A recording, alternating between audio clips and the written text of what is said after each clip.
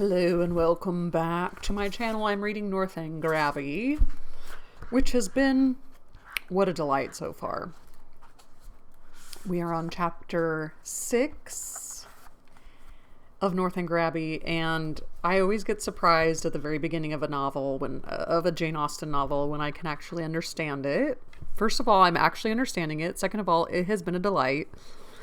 Jane Austen is referenced about 1, 2, 3, 4, 5, 6, 7, 8, 9, 10 novels and other authors that I haven't even dreamed of reading.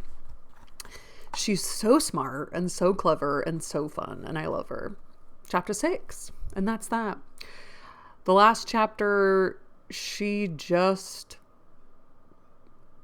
absolutely went off about how Catherine loves a novel and the importance of novels, and screw anybody else who doesn't think so. So there. It's been incredible. And now we're starting with more authorial inflection, authorial. Oh, I already forgot the word. I looked it up just literally minutes ago. Authorial insertion. The following conversation, which took place between the two friends in the pump room one morning after an acquaintance of 8 or 9 days, is given as a specimen of their very warm attachment, and of the delicacy, discretion, originality of thought, and literary taste which marked the reasonableness of that attachment. Thank you, Austen, for explaining. They met by appointment, and as Isabella had arrived nearly 5 minutes before her friend, her first address naturally was, "My dearest creature, what could have made you so late? I've been waiting for you at least this age." Okay. "Have you indeed? I'm very sorry for it, but I really thought I was in very good time. It is but just 1. I hope you've not been here long." "Oh, these 10 ages at least. I am sure I've been here this half hour. But now let us go and sit down at the other end of the room and enjoy ourselves. I have 100 things to say to you." Oh. "In the first place, I was so afraid it would rain this morning. Just as I wanted to set off, it looked very showery, and that would have thrown me into agonies.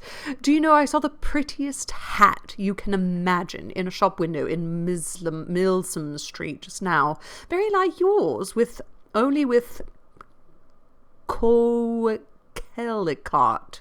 ribbons instead of green." Come on, what is coquelicot?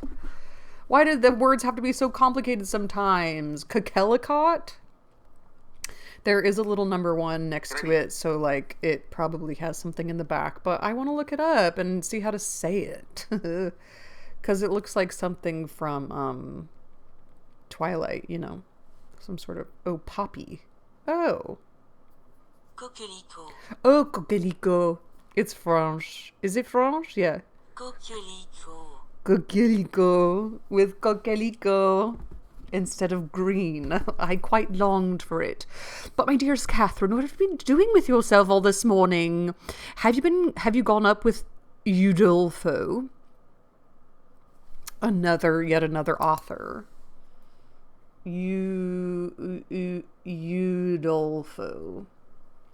"Yes, I have been reading it ever since I woke, and I am got to the Black Veil." "Are you indeed? How delightful. Oh, I would not tell you what is behind the Black Veil for the world. Are not you wild to know? They're talking about novels." "Oh my God. Oh, yes, quite. What can it be? But do not tell me. I would not be told upon any account. I know it must be a skeleton. I am sure it is Laurentina's skeleton. Oh, I am delighted with the book. I should like to spend my whole life in reading it. I assure you, if it had not been meant to meet you, I would not have come away from it for all the world. Dear creature, how much I am obliged to you. And when you have finished Dolfo, we will read the Italian together. And I have made out a list of 10 or 12 more of the same kind for you. Right. Okay, the Italian. I wonder what that is. Let me just look this up in the back real quick, because there was a little something next to it. Hold on. The Italian by Anne Radcliffe. The Italian, or The Confessional of the Black Penitent. Cool. They're having like a little book club together, and they just met. It's so cute. Have you indeed? How glad I am. What are they all? I will read you their names directly. Here they are in my pocketbook. Castle of Wolfenbach, Claremont, Mysterious Warnings, Necromancer of the Black Forest, Midnight Bell, Orphan of the Rhine, and Horrid Mysteries. Those will last us some time. Yes, pretty well, but are they all horrid? Are you sure they are all horrid? Yes, quite sure, for a particular friend of mine, a Miss Andrews, a sweet girl, one of the sweetest creatures in the world, has read every one of them. I wish you knew Miss Andrews. You would be delighted with her. She is netting herself at the sweetest cloak you can conceive. I think her as beautiful as an angel, and I'm so vexed with men for not admiring her. I scold them all amazingly about it. Scold them? Do you scold them for not admiring her? Yes, that I do. There is nothing I would not do for those who are really my friends. I have no notion of loving people by halves. It is not my nature. My attachments are always excessively strong. I told Captain Hunt at one of our assemblies this winter that if he was to tease me all night, I would not dance with him unless he would allow Miss Andrews to be as beautiful as an angel. The men think us incapable of real friendship, you know, and I am determined to show them the difference. Now, if I were to hear anybody speak slightingly of you, I should fire up in a moment. But that is not at all likely, for you are just the kind of girl to be a great favourite with the men. Oh dear, cried Catherine, colouring. How can you say so? I know you very well. You have so much animation, which is exactly what Miss Andrews wants. For I must confess there is something amazingly insipid about her. Oh, I must tell you that just after we parted yesterday, I saw a young man looking at you so earnestly, I am sure he is in love with you. Catherine coloured and disclaimed again. Isabella laughed. It is very true, upon my honour, but I see how it is. You are indifferent to everybody's admiration, except that of one gentleman who shall be nameless. Nay, I cannot blame you. Speaking more seriously, your feelings are easily understood. Where the heart is really attached, I know very well how little one can be pleased with attention of anybody else. Everything is so insipid, so uninteresting, that does not relate to the beloved object. I can perfectly comprehend your feelings. But you should not persuade me to think so very much about Mr. Tilney, for perhaps I may never see him again.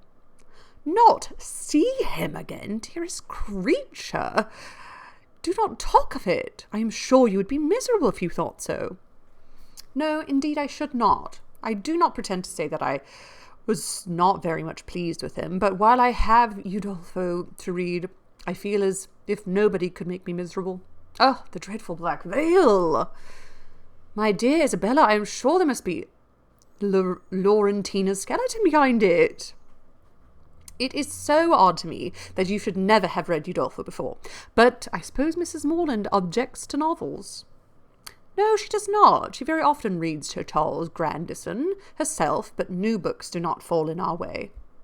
Sir Charles Grandison? That is an amazing, horrid book, is it not? I remember Miss Andrews could not get through the first volume. It is not like Udolpho at all, but yet I think it very entertaining. Do you indeed? You surprise me. I thought it had not been readable. But my dearest Catherine, you have settled what to wear on your head tonight. I am determined at all events to be dressed exactly like you. The men take notice of that sometimes, you know. But it does not signify if they do, said Catherine very innocently. Signify? Oh, heavens! I make it a rule never to mind what they say. They are very often amazingly impertinent if you do not treat them with spirit and make them keep their distance. Are they? Well, I never observed that. They always behave very well to me. Oh, they give themselves such airs. They are most conceited creatures in the world, and think themselves of so much importance. By the by, though I have thought of it 100 times, I always forgot to ask you, what is your favourite complexion in a man? Do you like them best dark or fair? I hardly know. I never much thought about it. Something between both, I think. Brown, not fair, and not very dark. Very well, Catherine. That is exactly he. I have not forgot your description of Mr. Tinley. A brown skin with dark eyes and rather dark hair. Well, my taste is different. I prefer light eyes, and as to complexion, do you know, I like a sallow better than any other. You must not betray me, if you should ever meet with one of your acquaintance answering that description. Betray you? What do you mean? Nay, do not distress me. I believe I have said too much. Let us drop the subject. Catherine, in some amazement, complied, and after remaining a few moments silent, was on the point of reverting to what interested her at that time rather more than anything else in the world. Laurentina Skeleton. This is how books are. You can talk about other things, but then you're like, but this book, what's going to happen? That's how it was with Persuasion. It's so hard for me to pick my most favorite Jane Austen novel, because everyone that I'm reading at the moment is my favorite. And then people are like, well, which one's your favorite? And I'm like, all of them. They're all so different. It's incredible.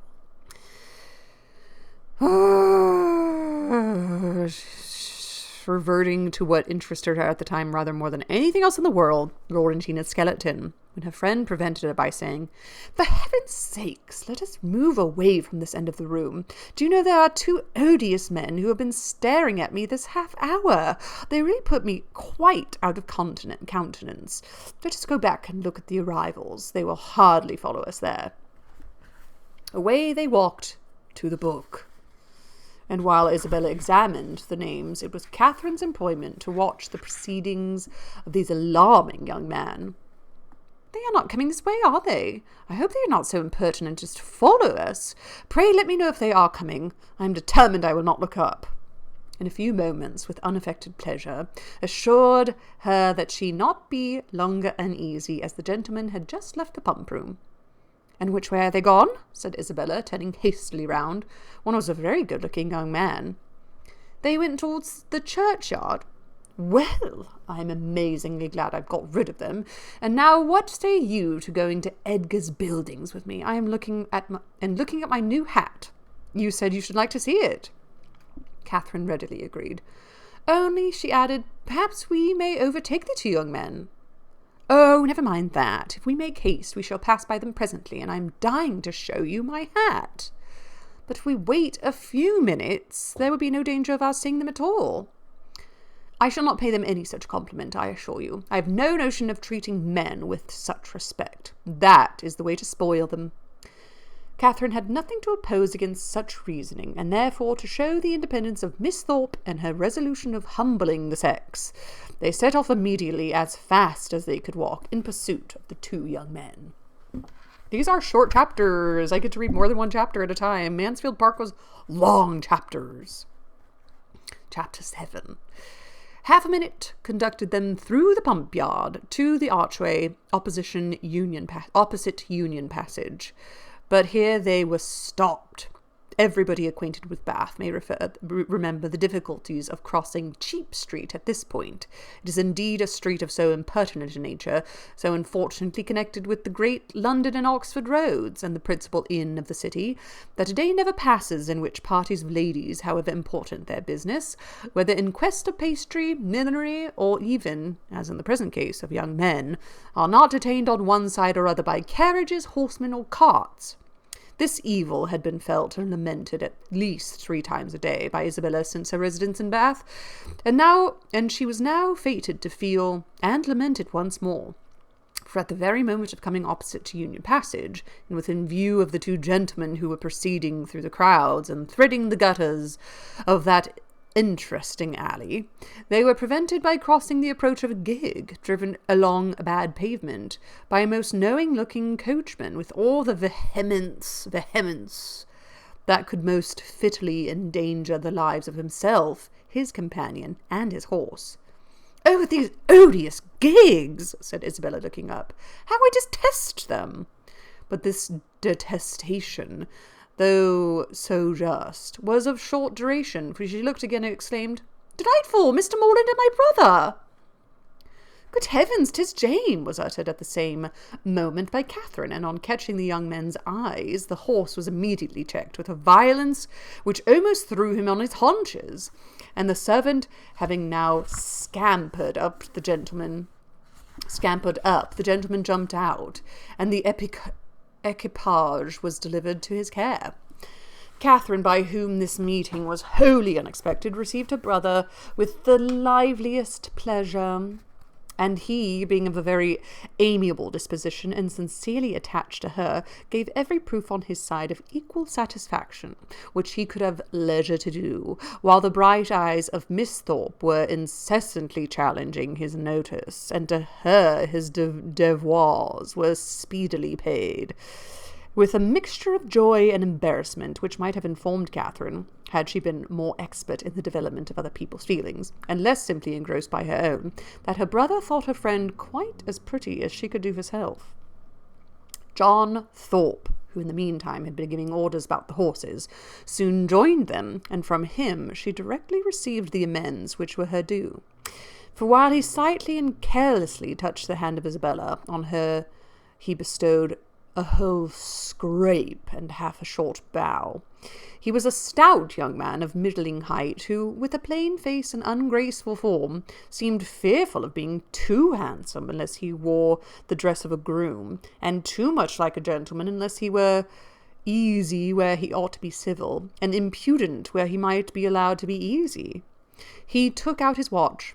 "How long do you think we have been running in it from Tetbury, Miss Morland?" "I do not know the distance," her brother told her, that it was 23 miles. 3 and 20, cried Thorpe. 5 and 20, if it is an inch, Morland remonstrated, pleading the authority of road books, innkeepers, and milestones, but his friend disregarded them all. He had a surer test of distance. "I know it must be 5 and 20, said he, by the time we have been doing it. It is now 1:30. We drove out of the inn-yard at Tetbury as the town clock struck 11, and I defy any man in England to make my horse go less than 10 miles an hour in a harness. That makes it exactly 25. "You have lost an hour," said Morland. "It was only 10 o'clock when we came from Tetbury."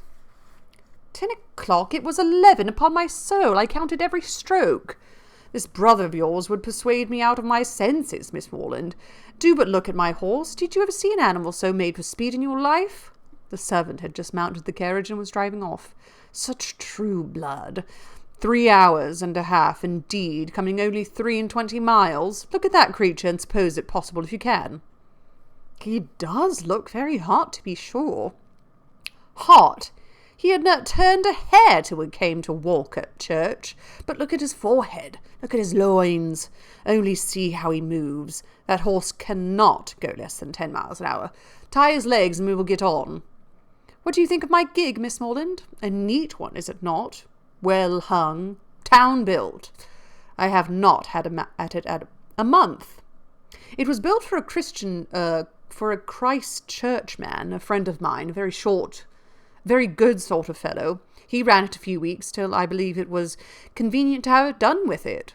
I happened just then to be looking out for some light thing of kind, though I had pretty well determined on a curricle too, but I chanced to meet him on Magdalen Bridge, and he was driving to Oxford last term.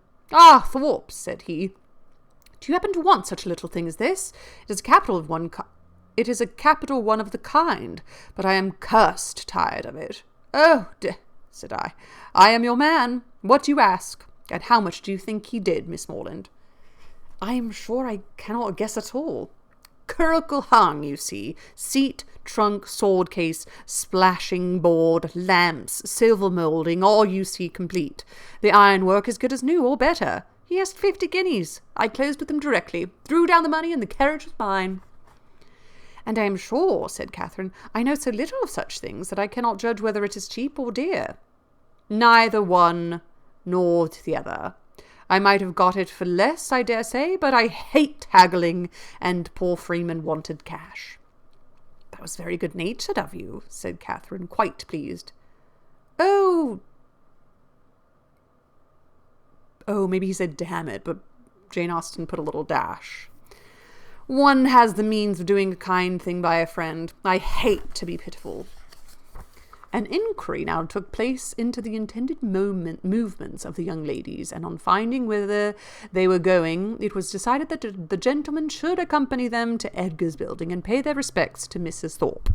James and Isabella led the way, and so well satisfied was the latter with her lot, so contentedly that she was endeavouring to ensure a pleasant walk to him who brought the double recommendation of being her brother's friend and her friend's brother.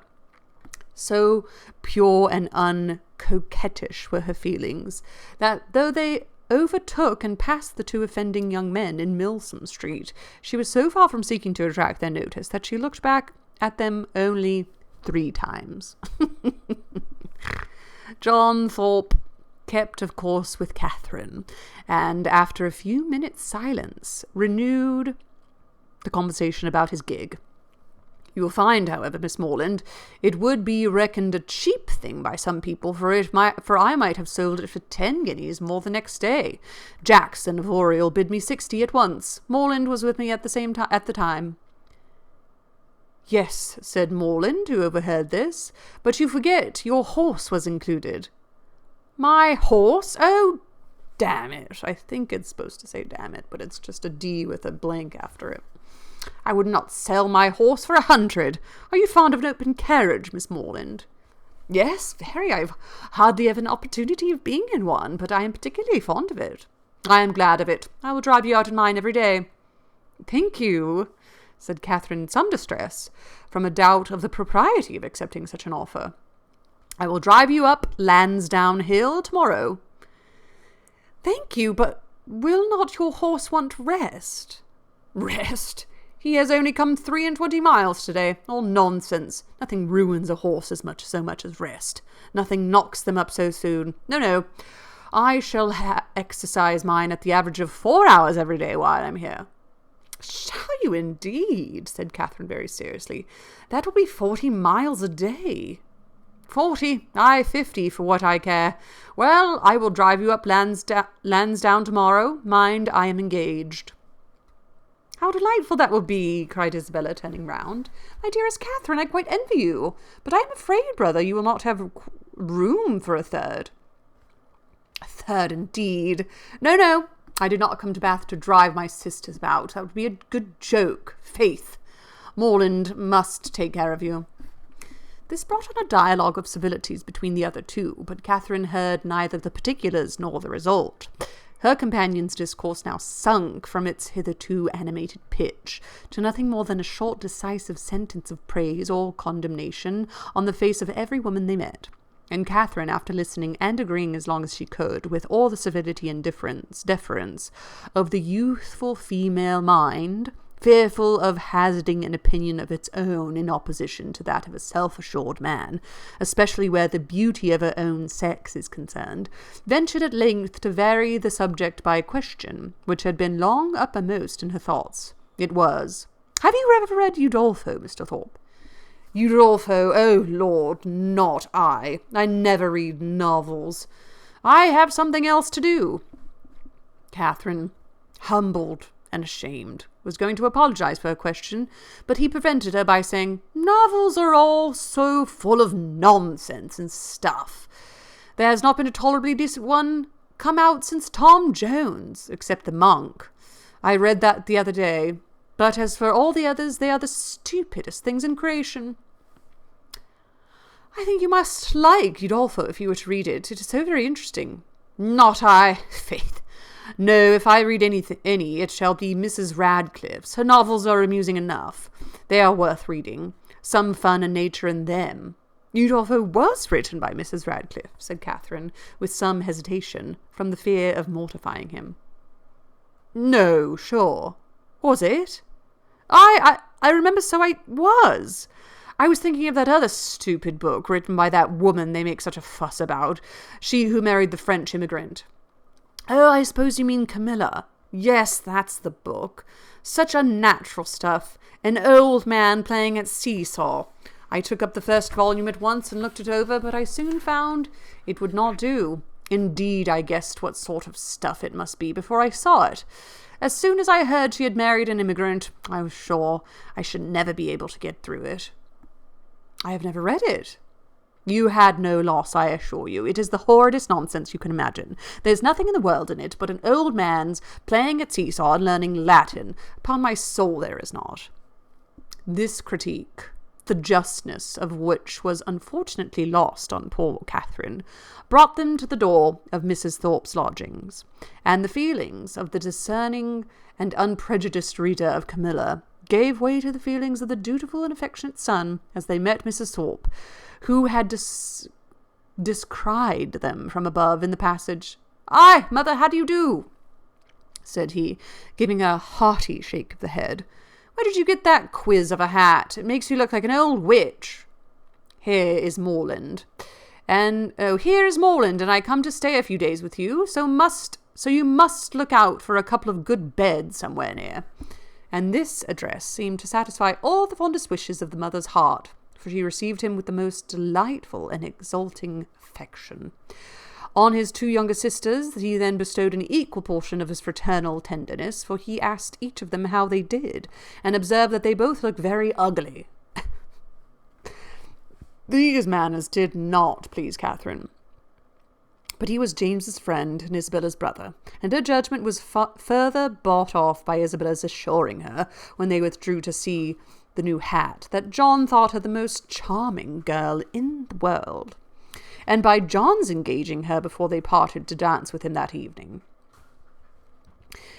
Had she been older or vainer, such attacks might have done little, but where youth and diffidence are united, it requires uncommon steadiness of reason to resist the attraction of being called the most charming girl in the world, and of being so very early engaged as a partner, and the consequence was that, when the two Morlands, after sitting an hour with the Thorpes, set off to walk together to Mr. Allen's, and James, as the door was closed on them, said, "Well, Catherine, how do you like my friend Thorpe?" instead of answering, as she probably would have done, had there been no friendship and no flattery in the case. "I do not like him at all," she directly replied. "I like him very much. He seems very agreeable." He is as good-natured a fellow as ever lived. A little of a rattle, but that will recommend him to your sex, I believe. And how do you like the rest of the family?" "Very, very much indeed. Isabella particularly." "I am very glad to hear you say so. She is just the kind of young woman I could wish to see you attached to. She has so much good sense, and is so thoroughly unaffected and amiable. I always wanted you to know her, and she seems very fond of you. She said the highest things in your praise that could possibly be, and the praise of such a girl as Miss Thorpe, even you, Catherine," taking her hand with affection, "may be proud of." "Indeed I am," she replied. "I love her exceedingly, and am delighted to find that you like her too. You hardly mentioned anything of her when you wrote to me after your visit there." "Because I thought I should soon see you myself. I hope you will be a great deal together when you are in Bath. She is a most amiable girl, such a superior understanding. How fond all the family are of her. She is evidently the general favourite, and how much she must be admired in such a place as this. Is she not?" "Yes, very much indeed, I fancy. Mr. Allen thinks her the prettiest girl in Bath." "I dare say she is. Oh, I dare say he does, and I do not know any man who is a better judge of beauty than Mr. Allen. I need not ask you whether you are happy here, my dear Catherine, with such a companion and friend as Isabella Thorpe.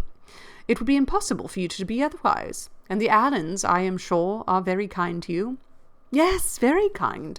I never was so happy before, and now you are come it will be more delightful than ever. How good it is of you to come so far on purpose to see me." James accepted this tribute of gratitude, and qualified it his conscience for accepting it too by saying with perfect sincerity, "Indeed, Catherine, I love you dearly."